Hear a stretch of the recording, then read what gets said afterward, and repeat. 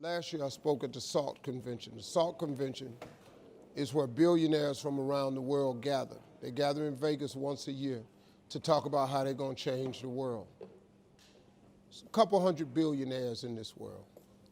They all come to Las Vegas once a year at the SALT convention. I was asked last year to be the keynote speaker. And I'm tripping because I'm not a billionaire. And I asked a guy who asked me to do it, I said, I'm not a billionaire, you do understand that. We said, Mr. Harvey, we know everything about you. We know your net worth and everything. I said, well, what can you all learn from me? He said, everything. He said, the reason we want to hear your story is because the majority of us that are billionaires, we inherited some money. And we grew it. A couple of us inherited $1 billion, some of us inherited 300 million, and we turned it into $1 billion. You come from nothing.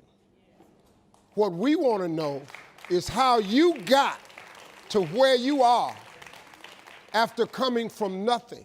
How did you live in a car for 3 years and wind up on more TV shows than anybody? How did you survive flunking out of school? How did you survive all of that? We want to know that, because in case something happens to us, we don't really have the information that you have, or how to come from the back to the front, or how to come from the bottom to the top. So I get asked oftentimes to speak.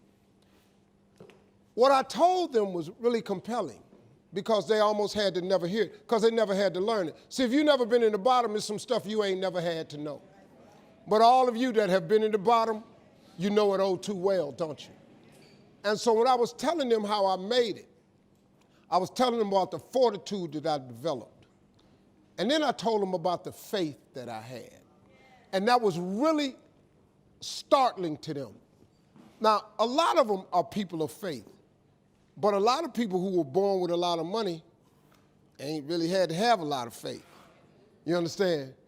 You have an idea of what it feels like. You've seen some kids get put in foster care. You've seen Child Protective Services come to somebody's house. You've seen kids come to school with less. You might have been one of the kids that went to school with less. You have struggled to give your kids a better life than the one you had. They don't hear this. But I'm going to tell you something right now. You can be successful without an education. You can be successful without coming from a rich family. You can be successful. I don't care what color you are, what faith you belong to, your sexual preference. I don't care what's wrong with you. You can be successful. I'm going to tell you flat out, you have got to tie your existence to your Creator. If you don't tie who you are to God, I got news for you. You're going to forever struggle. Now, this is what I'm telling you is something you can do today. You ain't got to go to school to get this one. You ain't got to have no meeting with nobody. I'm telling you that if you solidify a relationship with God, you ain't got to ask nobody's permission. You ain't got to check in. He ain't got no line. You can go and form this relationship today, this evening, when you get home. Listen, man. You can shortcut this. I ain't got no education. I flunked out of school. I'm on my 3rd marriage. I lost everything I ever owned twice. I had a severe stuttering problem growing up. I've been picked and teased my whole life. I've been homeless and lived in a car for 3 years. What you finna tell me that I don't know about him? I will tell you what God can do. He can do anything. God can pick you up when you're at your lowest moment. God can take your existence and turn it around. Now listen to me, I ain't no preacher. I'm a street cat.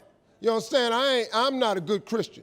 I'm a Christian, you know. But I'm at best, I'm an entry-level Christian. I don't do advanced Christianity. Like on a scale of 1 to 10, I'm probably like a 2. But I got news for you. That's all you got to be. Because you know why? Because there's none perfect No, not one. There are no perfect people.